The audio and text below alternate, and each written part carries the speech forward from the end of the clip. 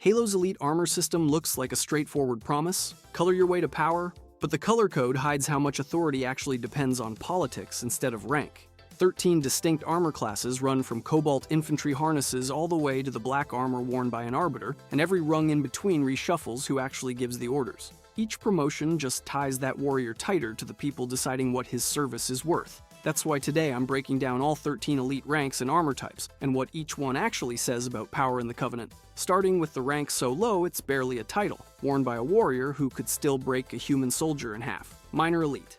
Here's a hot take. The lowest rank in the Sangheili military hierarchy is a phrase that should scare you more than it comforts you. Every ladder needs a bottom rung, and Sangheili society calls theirs the minor, or in their own language, the lower chosen. That sounds like a demotion. It is not one you'd survive testing in person. Think about the last time you watched a war movie where the grunts got mowed down in the opening scene to establish stakes. That is not what is happening when a minor elite steps into frame. In Halo, Combat Evolved, minors are the Sangheili you see most often on Easy and Normal, wrapped in a cobalt blue combat harness that gives players a quick visual cue for reading the battlefield. Because if you know one thing about elites walking into that game blind, it's that blue means business. And business, in this case, means a warrior who can end a firefight with his bare hands if you let him close the distance, because the lower chosen title describes standing in a hierarchy, not physical capability. And the two are not remotely the same measurement. That gap between rank and raw danger is the whole reason this hierarchy is worth mapping in the first place. A warrior can sit at the floor of the Sangheili military hierarchy and still be strong enough to easily overpower a human. Some Sangheili in that armor show enough leadership initiative to lead small strike lances or squads of Ungoi and Kigyar, and for them the climb starts here, with color. That cobalt shade can look like a species marker at a glance. It actually flags one specific rank, the minor, sitting a tier below the Crimson Armored Major and closer to entry level than to species identity. Halo 2 and Halo 3 use different elite armor hues, which is its own small warning about trusting armor color at face value. The lowest rung on this ladder already hits hard enough to bruise. Somewhere above it, the color itself starts doing the promoting. Major Elite. A Crimson Armored Elite serving as a platoon leader was a chain of command you could read from across the map before a single shot fired. No dialogue box required it, no tutorial explained it. That's the Major. One rank above the minor, and in many Covenant encounters you've fought, that color helped communicate command. You may have seen squad mates panic when their leader dies, scattering like startled birds the second the plan gets orphaned mid-fight. Watch what happens the moment the red armor drops instead. The formation breaks, the flanking stops cold, and the survivors scatter like the plan just left the room with him, because the loss of a squad leader can disrupt coordinated behavior. That can read as more than an accident of level design. It may be part of why the Major is there. Sangheili warriors climb this ladder because battlefield merit can earn them greater rank and authority, pulling them out of the fights nobody remembers them for. The Major is a field officer rank where a Sangheili can command other Covenant forces, the point where rank buys him a broader kind of authority beyond the armor color itself. Crimson Armor announces the promotion, but the promotion is really a leash. Direct these forces and lead them in the field, and answer through the Covenant chain of command. Here's where the terminology gets complicated. Halo. Reach filed the Major equivalent armor under a category called Officer, and it treated that as its own distinct elite armor class, a functional tier with its own identity rather than a straight recolor of the minor's harness. That's a meaningful split, not cosmetic bookkeeping. That distinction has led some fans to read the tier as function-based, about what this elite actually does on the battlefield rather than just paint. Some fans use Major Elite and Elite Officer as if they're the same guy, but the mapping between labels such as Major Elite and Elite Officer needs to be checked game by game, and the battlefield job tied to that label should be checked the same way. That uncertainty is exactly the kind of thing that should make you suspicious of every rank name in this hierarchy going forward, this one included. Strip away the terminology fight and look at the classic rank color scheme. The red armor announces command before the order ever leaves his mouth. Fire teams learn to shoot the red one first for a reason, and the evidence backs the red armor's association with major rank and command roles. A color can make command legible before a single word of the order is spoken. When a color can announce command all by itself, a brighter distinction promises a jump in status that changes how the entire encounter reads. Ultra Elite. White armor can do something a rank badge cannot do at a glance. It gives observers a visible clue about a Sangheili's rank and status before anyone checks his service record. Walk up on an Ultra in the field, and the color can alert you that you're looking at a higher status field officer, even though the warrior underneath is still carrying a plasma rifle and still standing in the same mud as everyone else. breathing the same recycled air inside the same beat-up helmet. That's the trick of the Ultra grade. It sits above the Major in the commonly presented Sangheili ladder, and it announces that seniority in the most public way possible, through armor so bright it reads as a promise before it ever reads as protection. You saw the jump already with the Major, a red armored warrior who leads from the battlefield as a platoon or lance leader. The Ultra takes that same climb and pushes it noticeably further, trading red for a pale, near-white plating that stands out against blue minors and red majors the instant the squad forms up on the field. The Ultra set is counted among the major armor configurations that keep recurring across the games, worn by Sangheili associated with a particularly elite level of status, with pale armor that makes the designation easy to notice. White armor makes that rank and status signal especially visible. Nearby soldiers get a visual clue about where he ranks without having to ask first. Here's a question some fans have debated, and it's a genuinely fair fight to have. Is Ultra a fixed rank slot, one seat with one occupant, or is it a class covering any elite combatant who has hit that particular tier of trust and survival? Canon does not hand over one rigid universal ladder that settles the debate cleanly. Some depictions treat white armor as a reliable marker of seniority you can usually read at a glance. Others use it more loosely, which means a warrior can look like command and still be running the exact same objective as the grunt standing beside him in the same trench. The supplied rank structures do not present Ultra as one universally fixed command slot, so the honest read lands on a senior combat grade with real prestige attached, rather than a designation whose connection to a formal office is clearly established here. For the Sangheili wearing it, that distinction barely registers in the moment the shooting starts. You might want rank to mean something more than louder armor, but the clearest signal here is still the armor itself. What he got was louder armor, and, in the commonly presented structure, the authority of a field officer.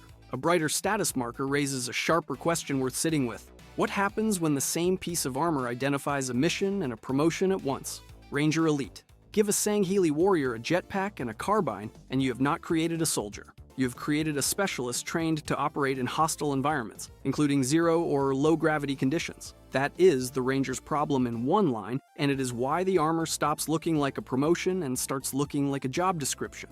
Where white armor can signal elite status in some Sangheili formations, the Ranger's kit broadcasts something narrower and stranger. Ranger armor includes equipment that supports mobility in gravity and oxygen-free environments.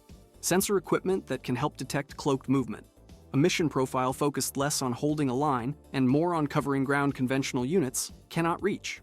In Halo Wars 2, Rangers show up as medium to long-range anti-infantry units, and their signature weapon is the MOSA pattern carbine. It is a weapon built for exactly the kind of engagement their armor sets them up for. Spot the target first, kill it before it closes the distance. And Halo Wars 2 gives these specialists a tool that can detect cloaked units. So think about how strange that assignment actually is. You are trusted with the gear that can help find enemies other units struggle to see, on the same battlefield where snipers are pulling the same trick from ground level. You can watch the role sharpen even in the small details across the games.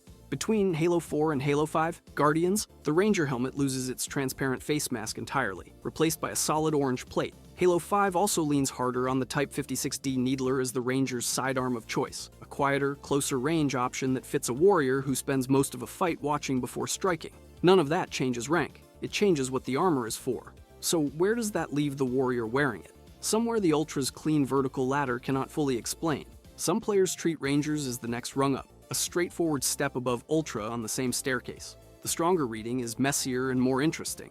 Ranger looks less like a rank and more like a specialist corps, an assignment that runs sideways to the minor to major line rather than on top of it. The evidence here does not show a canonical policy spelling that out, but the pattern is hard to miss once you're looking for it. The same warrior who earned status through kills and seniority now earns relevance through a mission most units are not equipped to run. For Rangers, the trade is specialized capability shaped by the mission they are assigned, armor built for the environment the job demands rather than for the rank on the warrior's chest. The hierarchy has begun to measure trust by the danger of the assignment, and a corps that can find enemies in difficult environments raises an uglier question than detection ever answers. If your job is locating the thing hiding in the dark before it reaches you, what happens when the Covenant fields a warrior equipped to disappear before the enemy can find it? And who decides the exact second contact happens? Stealth Elite.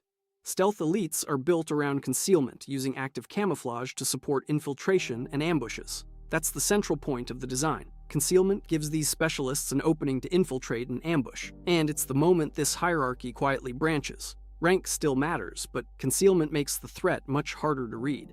Sangheili armor usually tells you something when you look at it, especially through visible differences in rank and role. Ranger tells you altitude and mobility. Officer tells you command. Stealth prioritizes concealment, making the wearer harder to read, even though the armor itself still has recognizable variants, wrapping a Sangheili body in gray-blue or brown armor, and an active camouflage field that bends light around the wearer as they close distance. The armor still exists. The specialist is still there, still armed, still trained to close the gap before a target reacts. What changes is your access to the information. Rank used to be a visible signal, and here the signal gets harder to read on purpose. This is where the latter quietly forks. Stealth is a specialized Sangheili category, and the rank structure includes designations such as Stealth Minor and Stealth Major. A stealth-equipped Sangheili can be junior in seniority, and still pose a serious threat on that battlefield, because the camouflage field converts every second of your uncertainty into their opportunity. Players have documented cloaked elites decloaking within melee range of a fire team that had little or no warning that a hostile was nearby, weapon already raised before the shimmer even fully drops. That's the reversal worth sitting with. A heavily armored officer, gold-plated and unmistakable, can signal rank or function before the fight begins. A camouflaged stealth elite can announce almost nothing at first glance. You clear a room, you relax, and the corner you already checked turns out to have been occupied the entire time. The armor hierarchy has spent 4 sections training you to read danger through visible rank, and stealth disrupts that rule in practice by making the wearer harder to detect before the fight begins, rewarding the moment an enemy vanishes from your certainty rather than the moment they look imposing. It's worth being precise about what that camouflage actually is, because the misconception runs the other way. Active camouflage functions as battlefield equipment and mission capability, not a permanent state of invisibility a stealth elite carries everywhere it goes. Not every covert Sangheili you meet operates identically either. Palette shifts between games, from muted gray to near silver, and the exact relationship between stealth duty and standard rank isn't fixed across every appearance. What stays consistent is the function. Stealth units are built to use active camouflage for ambushes, while a visibly ranked elite gives you more information before the fight begins. Somewhere under that camouflage field is still a Sangheili warrior, a name attached to real standing instead of a shimmer nobody's supposed to notice. Leadership assigned that warrior to missions built around infiltration and stealth, the same institution whose visible armor can signal rank or function. Concealment just quietly changed the price of that warrior's body. And the next question is who gets handed missions dangerous enough to spend a body like that? Special Operations, Elite. A Sangheili wearing black armor might be the most trusted warrior in the fleet or the most disposable one, and the armor does not, by itself, establish a warrior's exact place in the Special Operations structure. Special Operations Elite sits in its own covert category entirely, separate from the ordinary chain of rank, built specifically for infiltration, sabotage, reconnaissance, and the kind of covert, high-risk mission that ordinary forces are not sent to handle. That last part matters more than the mission list does. Command sends these warriors on operations that can end quietly and permanently. The mission simply stops existing, the warrior along with it.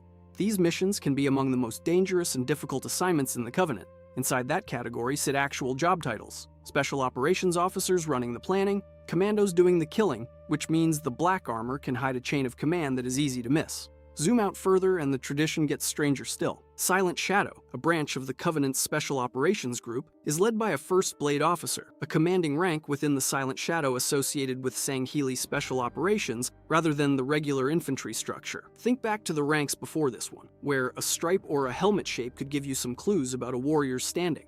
This category complicates that rule. A Commando in Silent Shadow can carry more real authority over where he goes and what he is allowed to touch than an officer who has spent decades climbing conventional rank, because these warriors are described as extremely skilled and selected for dangerous, difficult missions, not simply promoted for the color of a uniform. What decides your position is how much the Covenant is willing to risk on you, by name, for a job whose full details might never be publicly acknowledged. That warrior at the bottom of the whole hierarchy wanted a path to honor and a name people respected. Special Operations offers something colder, access to specialized missions, with details that may not be visible from the battlefield. The armor reads as Elite from across the battlefield. Up close, it is a credential that only means something if you already know who signed off on it. And the armor alone will not tell every elite who assigned the warrior. There's something almost funny about a warrior climbing an entire career just to end up as a name nobody is allowed to say out loud. great work if you can survive it, and considerably less great if the mission requires that you don't. The dark armor carries a question of trust. Who gets sent on missions ordinary rank is not usually built to handle, and what happens to the warrior once that trust turns him into something the Covenant can put on display. Honor Guard. Picture a Covenant counselor walking into a chamber flanked by warriors whose armor is louder than a battle cry, red and orange plating catching every light in the room before anyone has said a word. Their distinctive armor makes the role recognizable before anyone has said a word. That's what the armor communicates: pride and honor. This isn't infantry gear repurposed for a fancier job. Honor Guard armor is highly ornate, with jutting spikes and pauldrons that signal pride and honor, layered plating, sharpened silhouettes, red and glowing orange plating that makes a Sangheili in this role hard to miss. The obvious assumption is that this is just another combat tier after special operations, better stats, and a shinier coat of paint. That assumption falls apart the second you look at what the job actually involves. Honor Guard service is about more than combat alone. It combines honor, ceremonial presence, and protection of important figures, because the job is protecting the people who matter, even when that protection turns violent. It's standing beside them and protecting the figures they serve. That's a strange kind of promotion for a warrior who spent years chasing status through the armor ladder, clawing upward through a hierarchy shaped by combat and status. The same drive that pushed him through Special Operations Shadows now gets rewarded with a role where ceremonial visibility shares the stage with real protective duty. He wanted recognition. What he got was a spotlight with a leash attached, guarding thrones and temples instead of storming them. The armor sells the myth even when the game glitches and breaks it.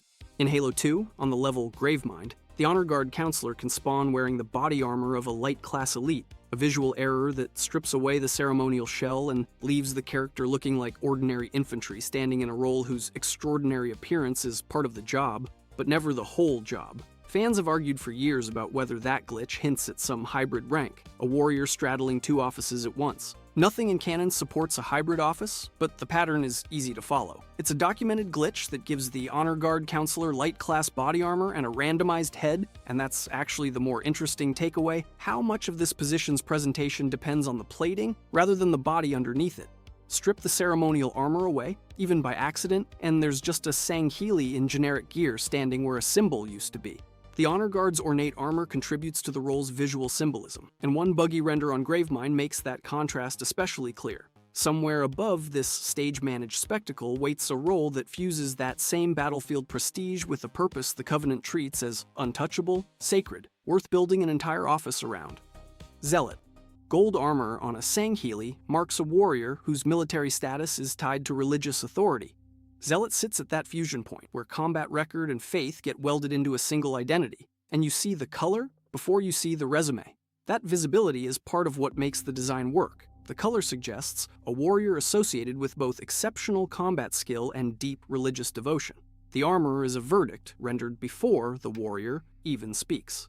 The armor reads as elite the instant it enters frame. In Halo Reach, Zealot armor becomes available when you reach the rank of Captain, and you earn it by progressing until you reach that rank. Once it unlocks, the loadout tells you exactly what this warrior was built for. A Gadulo pattern needle rifle handles precision kills at range, a plasma pistol brings shield stripping power to close encounters, and 2 plasma grenades add explosive punch when the first 2 weapons aren't enough. Long range, close range, backup explosive, the kit alone tells a story about how this warrior is expected to fight. Stack those 3 tools together and you get a warrior built to walk into a fight and end it personally, not merely a support unit standing behind someone else's line. The gold doesn't always mean the same job, though. Halo 2 shows a Zealot Fieldmaster directing an entire infantry lance, barking orders instead of pulling a trigger himself. A Fieldmaster doesn't need to swing a blade to earn the color. The same title covers an assassin specialist operating with stealth troopers, and a battlefield commander coordinating a formation. 2 very different combat roles under the same Zealot designation. The evidence here shows different Zealot roles without establishing a single boundary between them, but the pattern across multiple games points the same direction. Zealot names a high-ranking military class associated with senior combat authority, and the way that authority is used can vary with the assignment. Some fans flatten this into a clean rung directly under the Arbiter, a single neat step on a single neat ladder. The games show something broader and messier than that, stretching to cover specialized titles like Fieldmaster and Field Marshal. Warriors who might never fight the same battle twice, let alone hold the same job twice. For a young Sangheili watching a Zealot walk past, That gold is the whole aspiration. It's the image of faith and violence stacked together in a warrior who can hold real power. It's the sense that his violence finally means something beyond survival. This one adds a religious seal on top of that armor, and the effect is immediate. Gold turns battlefield excellence into a claim about who deserves to lead, not just who's good at killing. That claim doesn't stay confined to one warrior standing at attention. Above the individual warrior, that same religious institution could shape deployments and leadership across major engagements. General. Even winning battles on a planet may not be enough to win the war by the following Tuesday. That's the trap built into the rank itself. The rank carries a risk that battlefield success will not translate into winning the war. A planetary campaign involves more than the fight directly in front of a commander. Holding ground, feeding it, policing it, while the enemy keeps recruiting from the rubble left behind. Those responsibilities extend far beyond taking it in the first place. Zealots earn their armor through a sacred claim on the battlefield, a warrior's word backed by ritual and personal kill count. That system rewards individual glory. A general inherits something heavier than sanctity: legions. We're talking entire formations of Sangheili warriors moving as extensions of one decision, across a campaign that can stretch for months and cover territory the size of a continent. You're not just surviving contact with the enemy anymore. You're keeping thousands of warriors fed, positioned, and obedient, while the ground underneath every last one of them keeps shifting. That's exactly why players who rank generals purely by how hard they are to kill in a firefight are measuring the wrong thing entirely. A general can go down in 6 shots, but that gameplay durability is not the same thing as evidence of campaign command ability. Command scope matters more here than how hard the unit is to kill in a firefight. The record doesn't identify his shield bar as the rule for general rank. Armor color may indicate rank or status, but gold plating is not established here as a general-specific identifier. Armor can serve as a visual clue to Sangheili rank. The rank is identified by command responsibility, not by an armor color rule established here. So, what actually happens after a general's forces take a planet? After a planet is captured, maintaining control of its surface can become a further challenge. Logistics can become a challenge when forces have to stay armed and in the fight across a wider area. And a kill count by itself does not capture the full burden of holding territory, garrisoning cities, or managing supply lines. It shows up in whether the occupation survives contact with reality, and in whether the warriors standing under that gold armor still trust the decision that put them there in the first place. Nothing in the evidence here shows that every rank below general required a warrior to prove himself in a single fight. The general answers for the fights happening across the planetary forces under his command, and for the ground his warriors are still standing on long after the shooting finally stops. Planetary conquest tests more than winning a single battle. Who can make thousands of warriors move as one while the fighting is still underway? Fieldmaster. Picture a zealot standing behind an infantry lance on a besieged position, and watch what happens the instant he opens his mouth. The formation responds as the Fieldmaster takes an active role in the fight, a command role associated with taking control of the fight up close, in the middle of a live engagement. In Halo 2, that exact scene plays out on screen. A Fieldmaster takes a much more active role in combat, charging into battle with his troops, adjusting the fight while the guns are still going and the lance is still taking fire. Now, compare that to a general, and the distinction is less about a different command scale than about the temporary force a Fieldmaster is assigned to lead. A general thinks in territory and timelines, in weeks and regiments. A Fieldmaster works with a temporary military group in the middle of the action, where command and combat happen side by side. For a warrior at the bottom of this ladder, a commander close enough to see the fight can make authority feel immediate. Fieldmaster is the command role associated with staying active in the fight, charging into battle with the troops. Here is the complication. Fieldmaster doesn't map cleanly onto the standard chain running from minor to general. It reads less like a fixed rung on that ladder, and more like a title given to high-ranking generals and zealots for a particular command assignment. A Fieldmaster is tasked with taking charge of temporarily assembled large military groups such as war hosts, while taking a much more active role in combat. Canon describes a Fieldmaster as a general placed in command of a war host or other temporary grouping, although the relationship between that title and the Zealot Order remains more complicated. Some Halo fans disagree about how Fieldmaster fits into the hierarchy. Some rank Fieldmaster above General outright. Others treat it as a specialized command post that uses armor associated with the Zealot Order without technically outranking the officers running the broader war. The records and interpretations in circulation leave Fieldmaster's exact position disputed. The title is used when a commander is needed for a temporarily assembled large military group such as a war host. It identifies a commander tasked with taking charge of that group. No reshuffling of the entire chain required. The decisive badge here is the order in motion. Warriors responding before the campaign map even changes. Commander who can move a formation through live danger has power the moment demands. Somewhere above that is a much stranger kind of authority. The kind that doesn't come from skill in the field at all, but from whoever holds the leash on the machine hauling that entire war effort across the stars. Shipmaster. 2. Sangheili can hold the exact same title and command wildly different amounts of power, and nothing in the word itself tells you which one you're looking at. That's the trap. A lance leader answers to a clear chain, moving squads across a battlefield under orders somebody above him wrote. Ask him who's in charge and he can point straight up the ladder without hesitation. A shipmaster answers to a ship instead, and the ship is the variable that breaks the whole ladder. Give one shipmaster a smaller vessel handling its assigned operations. Give another a ship carrying ground troops and vehicles with a significant amount of firepower. Same rank, two completely different lives, and neither one owes the other an explanation. Shipmaster is a command title for whichever Sangheili holds responsibility for a vessel, covering its operation and its battle orders. It isn't a fixed rung on the infantry ladder the way Fieldmaster or Ultra is, and it isn't handed out by armor color the way the earlier ranks were. A shipmaster's command scope can vary with the vessel underneath him, and the wider command context, which means his reach can dwarf a general's battlefield authority or barely register next to it. Halo's canon leans on this directly. The shipmaster in the return is unnamed, the position carrying the scene instead of a face anyone's supposed to remember. Follow that pattern and the conclusion writes itself.